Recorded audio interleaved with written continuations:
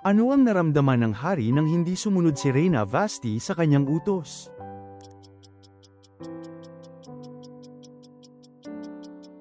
Galit. Sino ang nangatwiran laban sa mga alagad ni Jesus dahil nagpuputol sila ng trigo tuwing araw ng Sabbath?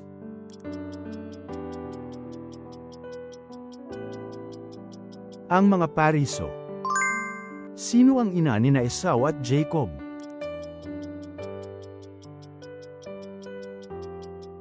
Rebecca.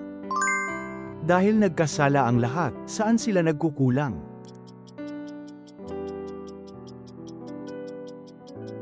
Sa kaluwalhatian ng Diyos. Ano ang pinagmula ng ina ni Timoteo na nakilala ni Pablo sa Lystra?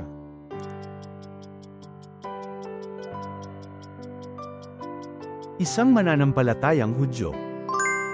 Ano ang ginawa ni Ezekias sa paningin ng Panginoon?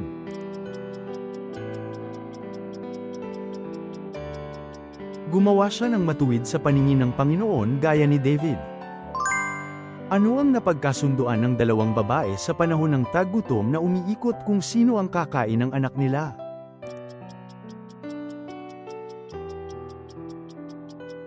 Ang kanilang anak. Ano ang ipinahayag ng opisyal ng mga sundalo nang mamatay si Jesus?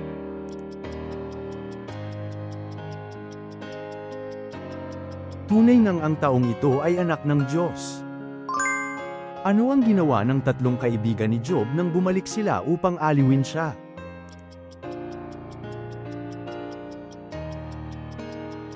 Nanahimik sila sa loob ng 7 araw.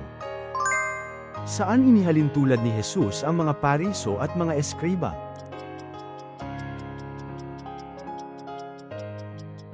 Libing ang pinaputi. Ayon sa Lucas, nagtuturo si Jesus sa templo kung araw, sa gabi, sa anong bundok siya nananalangin.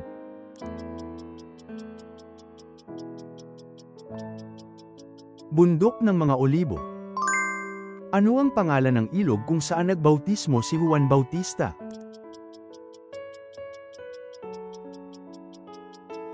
Ilog Jordan.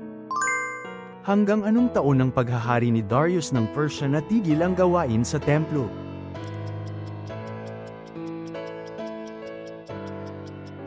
Ikalawang taon ni Darius.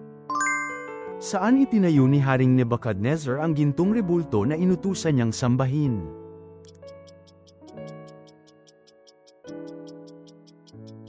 Kapatagan ng Dura. Sa mga Panaghoy Kapitulo 3, sinabi ni Jeremias na ang kanyang mga mata ay walang tigil sa pagluha, na nagpapahiwatig ng walang humpay na ano.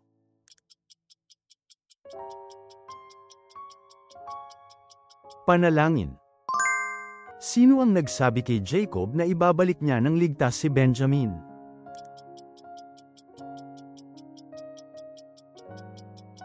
Judah. Ano ang ikalawang tanda na ibinigay kay Moises?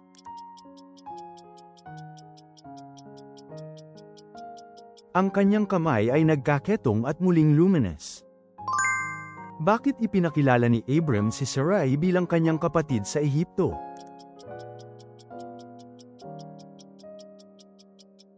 Upang iligtas ang kanyang sariling buhay. Pagkatapos tawirin ang dagat na pula, sa anong ilang ginabayan ni Moises ang bayan ng Israel?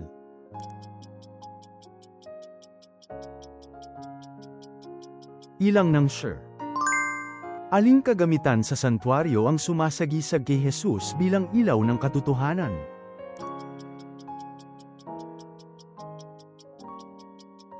Pitong ilawan. Maliban sa Hebreo at Latin, anong wika ang nakasulat sa karatula na ipinaskil sa krus ni Jesus?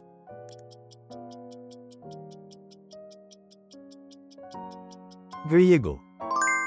Ayon sa ikalawang Korinto Kabanata 7, sinabi ni Pablo na siya'y nagagalak sapagkat ang kanilang pagdadalamhati ay nagdala sa kanila saan?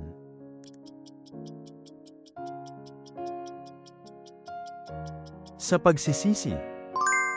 Anong klaseng korona ang ipinatong ng mga sundalo sa ulo ni Jesus?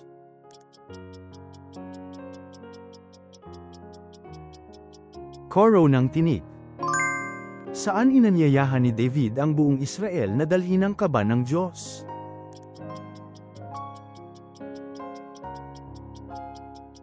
Sa Kiriath Jearim ng Juda.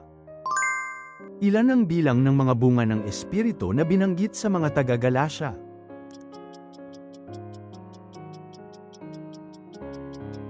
Siyam. Ayon sa 1 Korinto 2, hindi espiritu ng sanlibutan ang ating tinanggap, kundi ang espiritong nagmula kanino.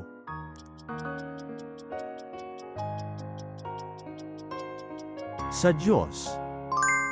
Anong pangyayari ang unang publiko at opisyal na pagkilala kay Jesus bilang Mesiyas?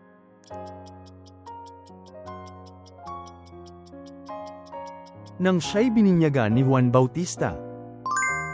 Ano ang sinabi ni Yahweh na kanyang ipadadala upang makarinig ng balita ang hari ng Assyria at umuwi ito?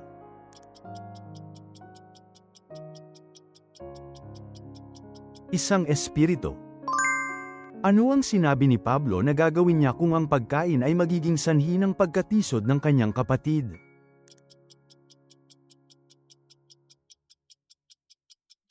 Hindi na ako kakain ng karne habang panahon.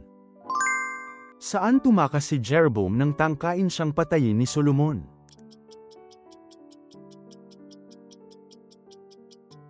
Ehipto. Bakit pinahintulutan ang mga Hudyo na puksain ang kanilang mga kaaway noong ika-13 ng Adar?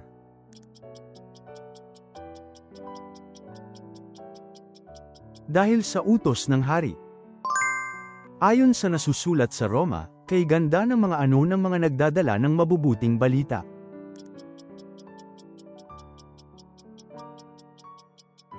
Mga paa. Sa pangitain ni Pedro sa Joppa, ano ang unang utos na narinig niyang sinabi sa kanya?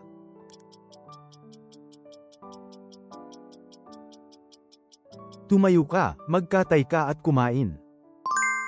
Ano ang kalagayan ng kampo ng Syria nang dumating ang mga may ketong?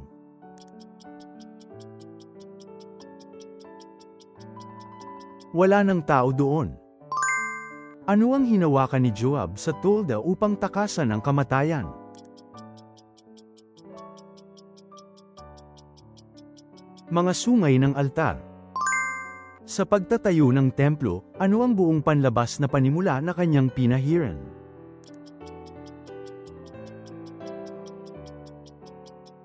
Ginto. Ano ang pangalan ng pilay na anak ni Jonathan na inalagaan ni David?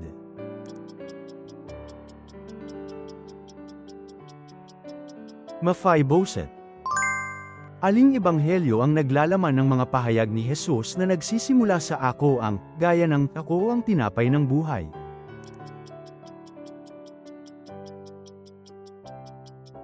Juan.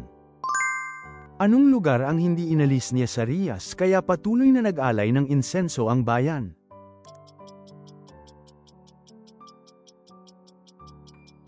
Ang mga dambana sa matataas na dako. Ano ang tawag sa Espiritu Santo sa Ebanghelyo ni Juan?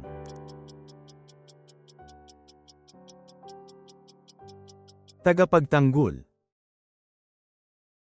Salamat sa panunood. Ibahagi ang inyong mahahalagang puna at kaalaman sa Biblia sa mga komento. Ang pag-subscribe at pag-like ninyo ay malaking tulong para makagawa pa kami ng mas marami pang Bible quiz.